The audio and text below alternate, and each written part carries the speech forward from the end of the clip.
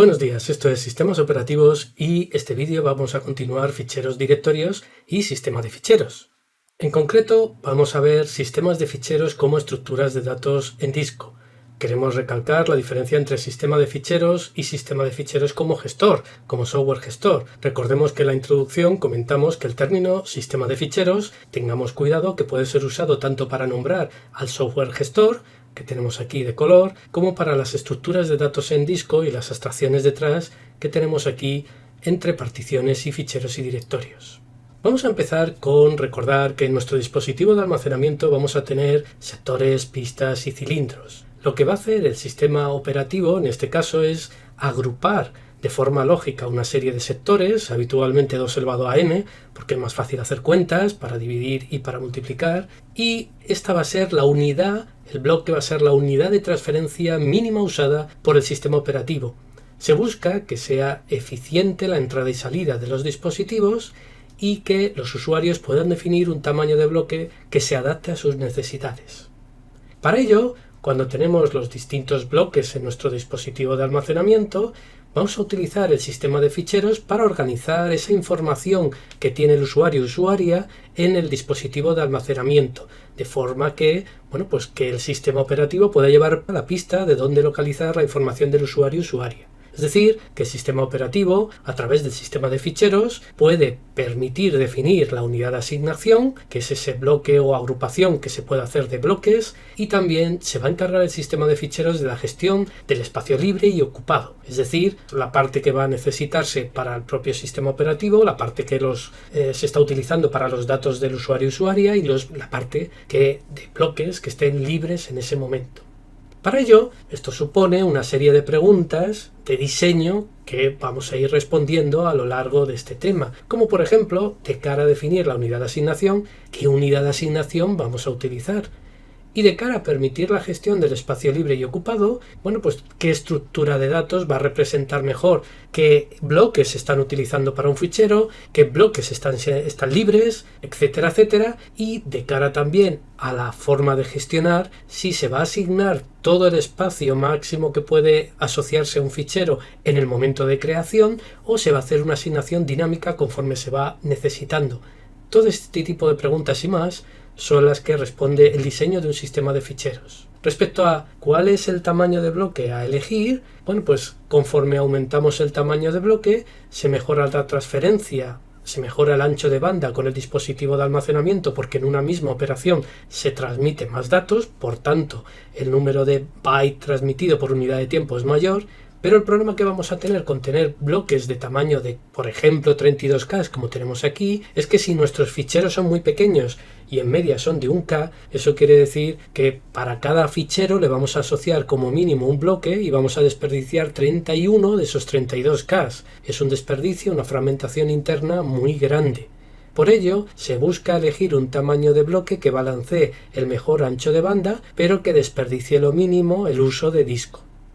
A la hora de poder asignar a un fichero, si queremos todo el espacio en el momento de creación con una asignación fija o hacer una asignación variable que conforme se va necesitando más bloques para guardar más datos de usuario y usuaria se van dando, también tenemos la posibilidad de tener un bloque pequeño o un bloque grande. Si ponemos en un gráfico típico de negocios en 2 ejes todas estas posibles condiciones, podemos darnos cuenta que conforme vamos a una asignación pequeña, ya sea tamaño fijo o variable, pues lo que nos vamos a encontrar es con que el tamaño de los metadatos para llevar la pista de qué bloques se están utilizando aumenta. Dado que el tamaño del bloque es más pequeño, se necesita mayor número de bloques para los ficheros y eso significa que hay que guardar y llevar la pista de qué bloques están asociados. Si hacemos una asignación grande, pues lo que nos vamos a encontrar es que vamos a tener más información continua que mejora el rendimiento, pero nos podemos encontrar con que hay una fragmentación interna que nos va, como hemos comentado anteriormente, pues va a reducir la capacidad de aprovechamiento y crear más mal gasto. Conforme podemos ver, aquí tenemos una serie de problemas conforme vamos haciendo distintas decisiones de diseño y la idea es adaptarnos a las necesidades de un usuario o usuaria. Si vamos a tener ficheros de tamaño muy pequeño, la asignación recomendada será pequeña. Si vamos a tener ficheros que van a ser copias de seguridad y ficheros que el más pequeño es 1 GB, podemos tener bloques con asignación más grande. Respecto a cómo estructurar en disco, qué estructuras de datos utilizar para llevar la pista de qué bloques están ocupados, libres, etcétera, etcétera, bueno, pues lo que vamos a encontrarnos es que los primeros bloques se utilizan para metadatos. En esos primeros bloques se van a encontrar información que el sistema de ficheros le va a permitir llevar la pista del resto de bloques donde están los datos y resto de metadatos que pueda haber. Por tanto, el sistema de archivos o ficheros permite organizar la información de los dispositivos de almacenamiento en formato inteligible para el sistema operativo mediante un conjunto coherente de metainformación, metadatos y datos. ¿Qué tipo de atributos típicamente vamos a encontrarnos como metadatos? Pues tenemos desde grupo de tamaños usados, es decir, número de bloques que van a tener en total esa partición, tamaño de cada bloque, número de ellos que se utilizan para ficheros, número de que se utilizan para directorios, cuál es el tamaño de la zona de metadatos, etcétera, etcétera.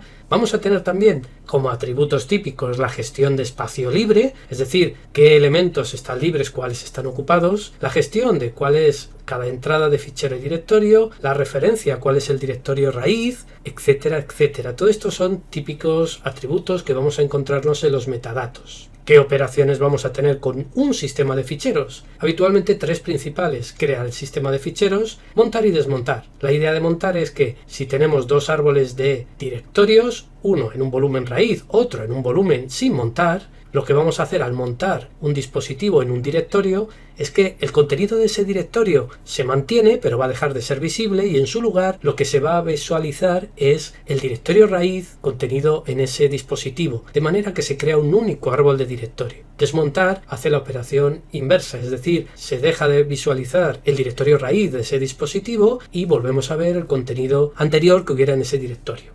Hay una gran cantidad de sistemas de ficheros. Hay distintos sistemas de ficheros para dispositivos de almacenamiento, tipo Unix, como Minis, Extended 2, 3, 4, UFS, de Berkeley, VFAT, NTFS, etcétera, etcétera. También tenemos distintos sistemas de ficheros especiales como el /proc, el /dev. Vamos a verlo como si fueran ficheros y directorios, pero por detrás no hay un dispositivo de almacenamiento, sino lo que va a ver es unas estructuras de datos en memoria del sistema operativo que se van a mostrar al usuario o usuaria como si fueran ficheros y directorios para que sea más fácil de tratar en espacio de usuario. También vamos a tener distintos sistemas de ficheros en red. Es decir, que no vamos a tener los datos en local, sino que van a estar remotamente, los vamos a ver como si fueran en local, pero cada vez que tengamos que acceder a ellos, por debajo vamos a tener que hacer acceso a red. Quizás ahora mismo con sistemas en cloud, como puede ser el OneDrive de Microsoft, el Google Drive de Google, iCloud de Apple. Bueno, pues tenemos todo ese tipo de sistemas que son más conocidos, pero también tenemos NFS, CODA, el Samba File System, etcétera, etcétera. Tenemos una gran cantidad de sistemas de ficheros existentes. Cada uno tiene una serie de características, cada uno tiene una serie de comportamientos, de manera que pues es mejor en ciertas situaciones y a lo mejor no tan bueno en otras series de situaciones. Por tanto, lo que se busca es encontrar un sistema de ficheros el mejor para un uso que tengamos que hacer. Es importante también destacar que para cada uno de estos sistemas de ficheros tiene su propio diseño y por tanto es la base de las características que tiene. Vamos a ver como ejemplo el diseño que hay detrás del Unify System original y para ello vamos a empezar, pues como vemos aquí, con la representación usada en Minix inicialmente. Vamos a dividir nuestro disco en bloques, como hemos visto, lógicos. Esos bloques vamos a utilizar el primer bloque como el bloque de arranque. Va a contener el código de arranque del sistema para que pueda mostrarse la tabla de particiones, elegir qué sistema operativo queremos arrancar y bueno, pues pasar a cargar el resto del sistema operativo en memoria y pasar a su ejecución. Toda esa parte es el código de arranque. Y va a incluir también la tabla de particiones que hemos estado comentando habitualmente en un PC. A continuación tenemos el bloque de metadatos principal del sistema de ficheros. En él se va indicando dónde empieza el resto de metadatos, cuántos son los tamaños de bloque, número de bloques que hay libres, número de bloques ocupados.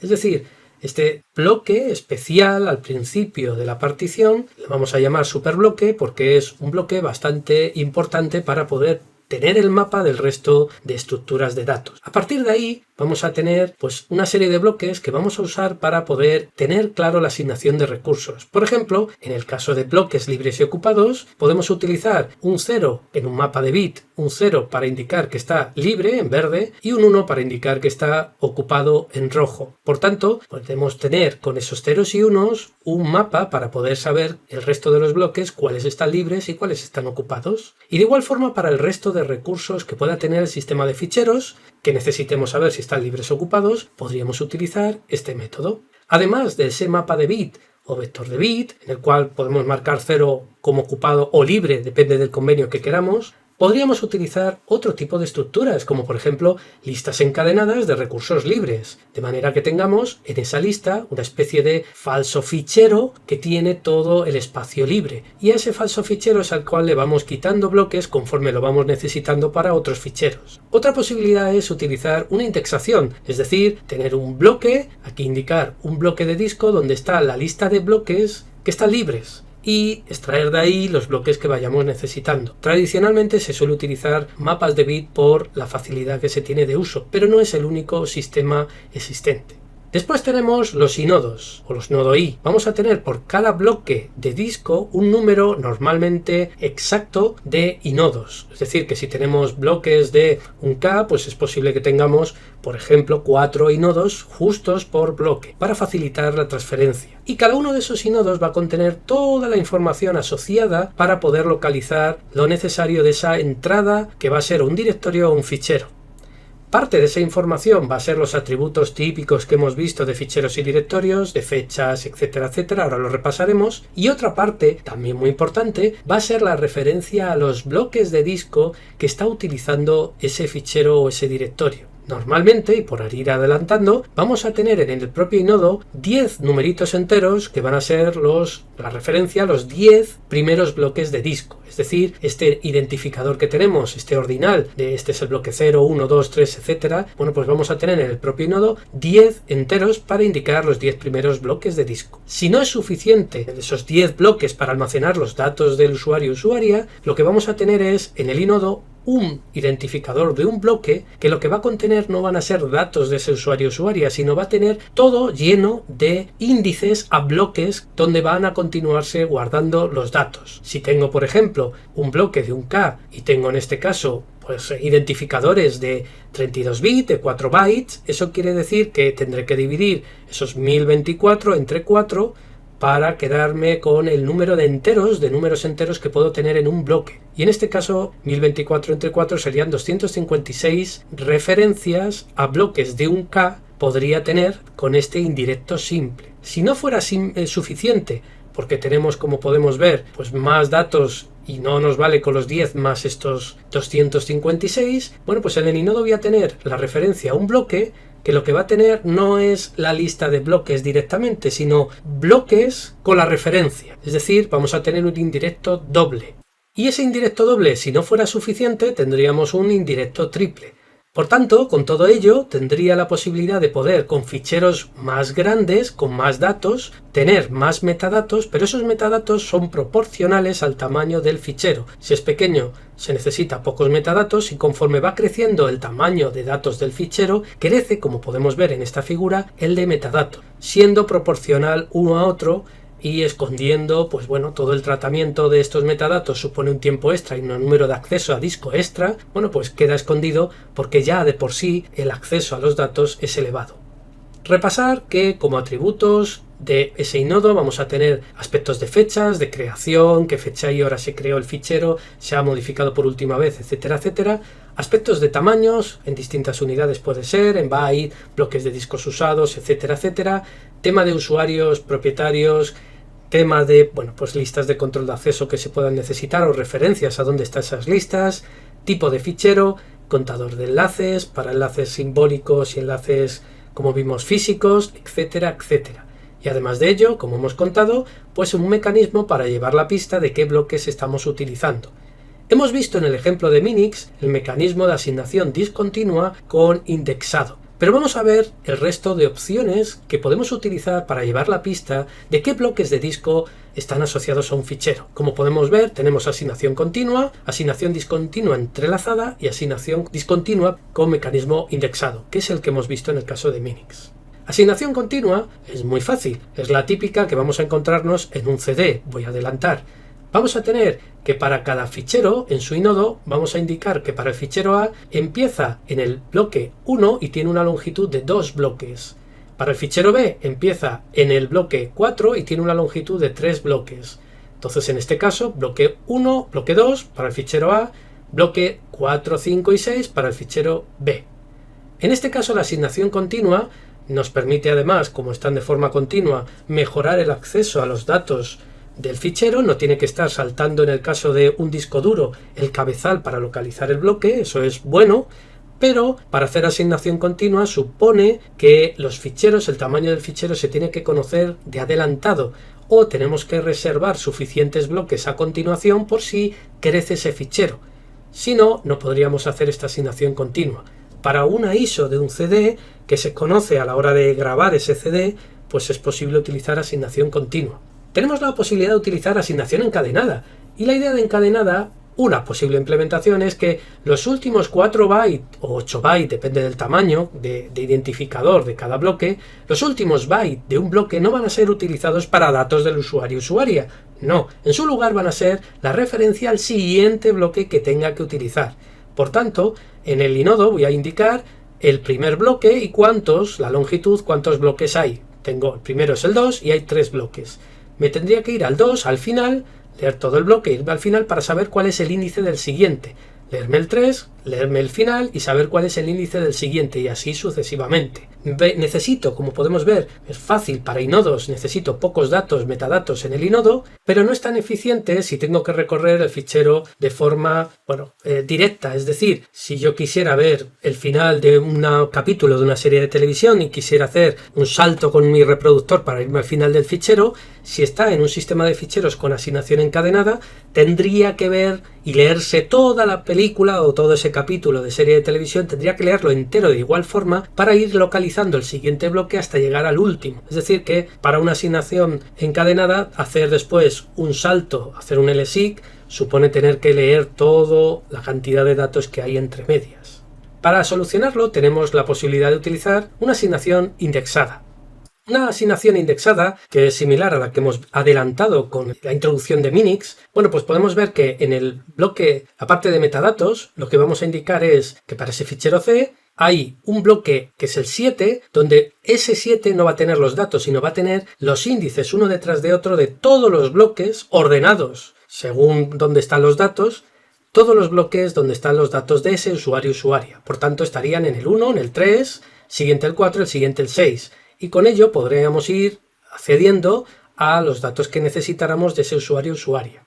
Esa asignación indexada basada en bloques, ¿qué es lo que pasa si tengo muchos bloques consecutivos? Pues que estaré utilizando ese bloque para los índices teniendo un montón de números muy consecutivos. Para hacer eso un poco mejor, vamos a hacer una asignación indexada basada en extends, que básicamente es utilizar una codificación, una RLE.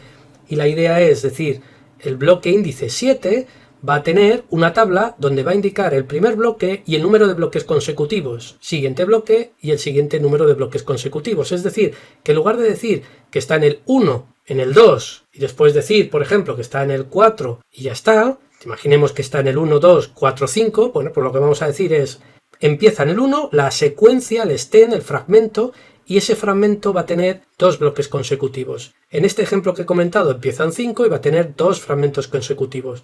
En lugar de tener que poner 1, 2, 5, 6, 4, 5, lo que sea, pues permite comprimir indicando cuáles son los fragmentos consecutivos simplemente poniendo la longitud de ese fragmento. Con lo cual es más eficiente a la hora de representar los metadatos y consume menos espacio. Con ello ya tenemos las 4 alternativas, que son la contigua, encadenada, indexada, basada en bloques, y una variante que es la indexada basada en extends. Si quisiéramos representar un fichero, como hemos visto, puedo utilizar para los 10 primeros bloques los 10 primeras entradas del inodo. Esto, bueno, de cada sistema de ficheros pueden ser 10, pueden ser 15, 20, depende. Podemos utilizar las referencias que están en el inodo y con ello pues podemos, como veis, referenciar a los primeros bloques de datos de ese fichero. Si necesito más de ese 10, 15, lo que tengamos en ese sistema de ficheros, vamos a tener una referencia a un bloque índice que lo que va a contener son las referencias a los bloques de datos. Eso sería, bueno, pues un nivel de indirección simple. Y, bueno, si necesitamos más, pues tenemos indirección doble, triple, y algún sistema de ficheros puede elegir cuádruple, etcétera, etcétera. Hay algunos sistemas de ficheros que, para incluso mejorar el tiempo de acceso, si los datos son más pequeños de 100 bytes, los primeros 100 bytes se guardan en el inodo. ¿De acuerdo? Para que veáis ideas de diseño que cada sistema de ficheros puede adoptar para mejorar las prestaciones. Esto sería como representar un fichero.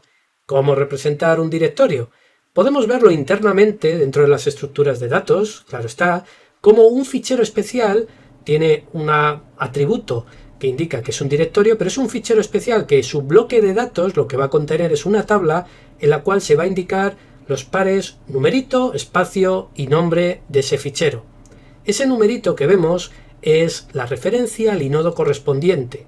En el directorio raíz lo vamos a anotar porque vamos a ver que tenemos que indica que él y el padre es el mismo y es el 000, por ejemplo. Y la idea es que esa entrada de directorio que vamos a tener, podríamos tener en lugar de esa entrada con el inodo correspondiente y el nombre del fichero, podríamos tener directamente toda la información que normalmente tenemos en un inodo, es decir, tamaños, fechas, nombres, etcétera, etcétera. Eso es una decisión de diseño. Esto, que se suele utilizar, por ejemplo, en FAT, en MS2, en sistemas operativos antiguos, bueno, tiene sus ventajas, pero tiene sus inconvenientes, y es que la longitud de un nombre va a tener un tamaño fijo, no es fácil crear dos ficheros que realmente representen el mismo, no es tan eficiente a la hora de poder acceder a los inodos, bueno, tiene sus desventajas. Lo que tenemos aquí como principal ventaja de tener estos inodos es que la metainformación de esa entrada la tenemos aquí y solo tenemos en la entrada del directorio la referencia al inodo y el nombre del fichero. Si tuviéramos varios directorios y tuviéramos que acceder, como podemos ver, a /dir1, /dir2, /fichero5 txt, y en este caso vamos a hacer un ls-l, bueno, pues necesitaríamos un primer acceso al directorio raíz. Ese primer acceso sería para el inodo del directorio raíz. A partir de ahí puedo saber cuál es su bloque de datos, donde está el listado que contiene. Leo ese bloque de datos una vez que he leído el inodo, y de ese bloque de datos leído voy a extraer la entrada dir1, que es la siguiente entrada, y con ello tengo su inodo. Vuelvo a leer el inodo de 004 y de ese inodo del 004 sé cuál es el bloque de datos asociados, leo su bloque de datos. Busco en el bloque de datos la siguiente entrada, que es dir2, localizo su inodo y vuelvo a leer inodo y bloque correspondiente. Y una vez que he leído el bloque correspondiente, localizo el inodo de fichero 5, que es el 003, y como me piden hacer un s-l para saber todos los detalles de ese fichero 5, tendré que acceder al inodo del fichero 5. Por tanto, tengo que acceder a 4 inodos, el de los 3 directorios y el del fichero 5, y acceder a 3 bloques de datos, que son los de los 3 directorios. En total, necesito, como se puede ver, 7 accesos al disco. Si en lugar de hacer un ls-l hubiera hecho un ls y solo ese ls, sin el guión l, a /dir1, /dir2, /fichero5 txt, entonces no hubiera necesitado acceder al último acceso de inodo para los detalles de fichero 5. Tendríamos en su lugar acceso a 3 inodos, los de los 3 directorios, y a 3 bloques de datos, porque con ver que está aquí la entrada de fichero 5 y listarla me valdría. Si en lugar de hacer un ls-l hubiera hecho un cat y este fichero 5, los datos, bueno, pues necesitara solo un bloque para guardarlos, pues en este caso tendría que hacer 4 accesos a inodos y 4 accesos a bloques. ¿Por qué? Porque en el último acceso a inodo tengo aquí la referencia del inodo, el bloque de datos del fichero 5, y con ese bloque haría un cat, mostraría lo que tiene de contenido y es lo que mostraría al usuario usuaria. Por tanto, si hago un ls, tengo, como se puede ver, 6 accesos, si hago un ls-l, 7, y si hago un cat, tengo 8. Este tipo de ejercicios se suele hacer bastante pues para ver cómo funciona un sistema de ficheros con este tipo de estructura de directorios en disco. ¿Qué pasa con los enlaces simbólicos y los enlaces duros? Vamos a empezar con los simbólicos. De cara a las estructuras de datos interna, un enlace simbólico es un fichero especial que lo que va a contener es, como se puede ver aquí, el path completo a donde apunta. Es decir, que cuando yo hago un ln-s para decir que es un enlace simbólico, pongo origen y pongo destino, se va a crear este fichero blando destino, como se puede ver aquí, con el nodo 64 y esta nueva entrada en el directorio correspondiente en dir1, y lo que va a hacer es que en ese nodo va a referenciar un bloque de datos y su contenido es el primer parámetro a donde apunta. Va a poner como atributo del enlace simbólico, que es un enlace simbólico. De manera que cuando yo haga un cd barra dir1 barra blando, va a verlo el sistema operativo y lo que va a hacer es, bueno, pues va a decir, no me voy a quedar con lo que hay aquí en dir1, voy a coger y voy a reiniciar otra vez el trabajo, como si en lugar de haberme puesto barra dir1 barra blando, me hubieran puesto barra dir1. Es decir, que va a trabajar de nuevo con lo que tengamos aquí en este bloque de datos del fichero del enlace simbólico que tenemos, va a trabajar con él y va a reiniciar los accesos de manera transparente para el usuario o usuaria. ¿Qué vamos a tener cuando tenemos un enlace duro? Pues en este caso vamos a tener es que no va a ser un nuevo fichero, no, va a ser una nueva entrada que apunta al mismo inodo ya existente. Es decir, que voy a tener por un lado el inodo 004 en algún otro bloque del directorio pues con el nombre dir1 y vamos a tener aquí, como podemos ver, duro que va a utilizar ese mismo inodo. Por tanto, vamos a tener un contador de número de entradas de directorio que me apuntan a mí. En el inodo vamos a tener ese contador de referencias que va a significar eso, cuántas entradas de directorio en los distintos bloques de directorios me están apuntando. Cada vez que borre una entrada, lo que haré es decrementar ese contador y cuando llegue a 0 es cuando ya estoy segura de que ya sí puedo liberar ese inodo porque no hay ninguna entrada que esté utilizando ese fichero, directorio, lo que sea.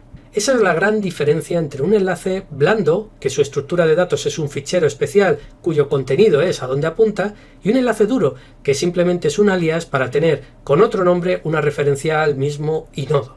Por tanto, ese inodo 4 solo tiene sentido para esta partición, porque en otra partición el inodo 4 tendrá la información de otro fichero. No puedo hacer enlaces duros entre particiones distintas, pero sí lo puedo hacer blando, porque lo que contiene el blando es la cadena de directorios para acceder a esa otra partición. Ya podemos ir viendo las limitaciones y el porqué, dada la representación que se utiliza internamente. ¿Cómo se puede ver? Pues un físico duro es una nueva entrada a uno existente y uno simbólico es, desde el punto de vista, insisto, de las estructuras de datos, es un nuevo fichero cuyo contenido es a dónde apunta.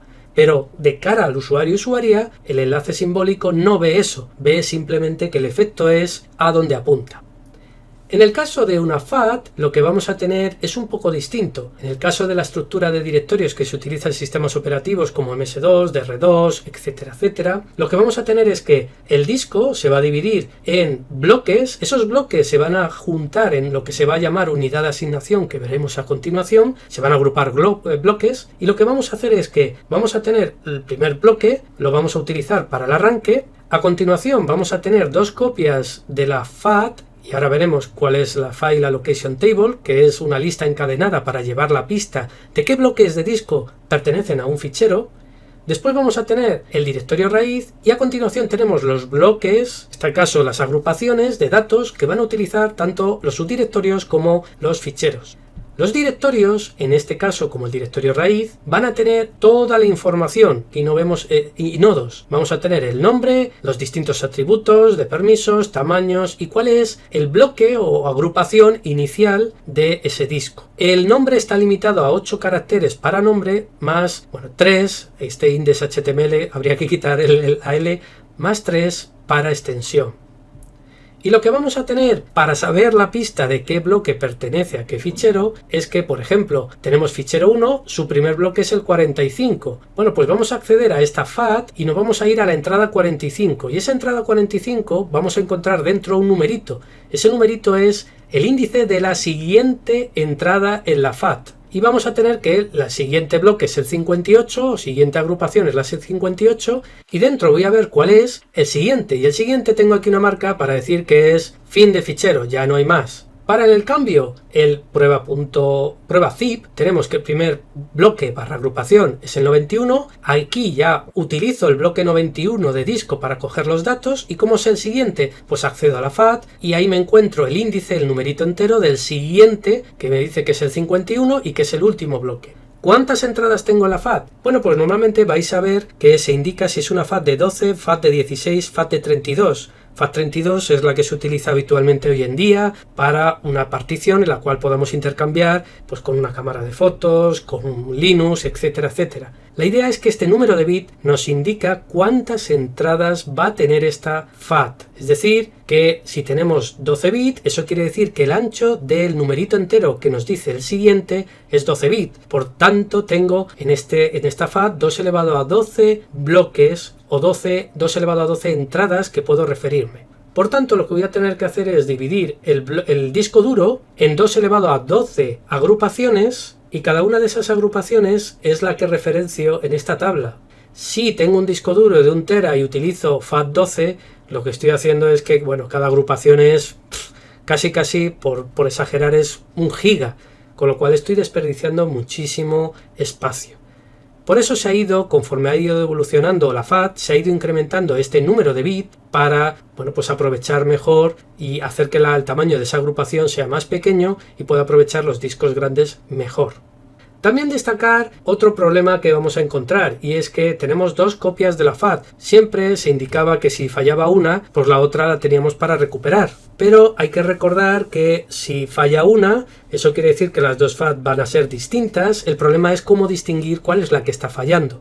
Normalmente para tolerar un fallo necesitáis 3 copias. En general, para tolerar n fallo necesitáis 2 por n más 1, que va a ser un poco el que va, en caso de empate, va a decidir. Y por tanto, 3 copias, tendríamos que si de las 3 copias de la FAT 2 son iguales y una es distinta, podréis con más probabilidad y más seguridad distinguir cuál es la que está fallando. Con 2 no es posible. Los únicos fallos que se pueden tolerar es fallos a nivel de que la magnetización o el hardware esté fallando a la hora de acceder a un sector de esa FAT. Pero fallos lógicos de valores distintos, pues tener 2 copias no ayuda mucho. Hay que entender que esta forma de estructurar los datos se utilizó en los años 80 cuando los discos duros eran, inicialmente a finales de los 80 eran todavía muy caros, estamos hablando de discos duros de megas, se utilizaban en general floppies, disquetes, esos disquetes eran pues como mucho los de 3,5 de 1,4 megas una vez formateados, es decir, estamos hablando de para tipos de datos y estructuras de datos pequeñas, pues esto era más que suficiente y funcionaba perfectamente. De hecho, las copias de la FAT estaban en memoria y el acceso a los metadatos era muy eficiente. En el caso de NTFS podéis encontrar más detalles de cómo funciona la bibliografía y en artículos, por lo que vamos a tener es que su inodo, lo equivalente al inodo, va a tener todos los metadatos más va a tener las referencias a un árbol binario especial. Hay algunos sistemas que utilizan árboles rojos y negros, en fin, utilizan tipos de estructuras mejoradas que permiten llevar la pista de forma eficiente,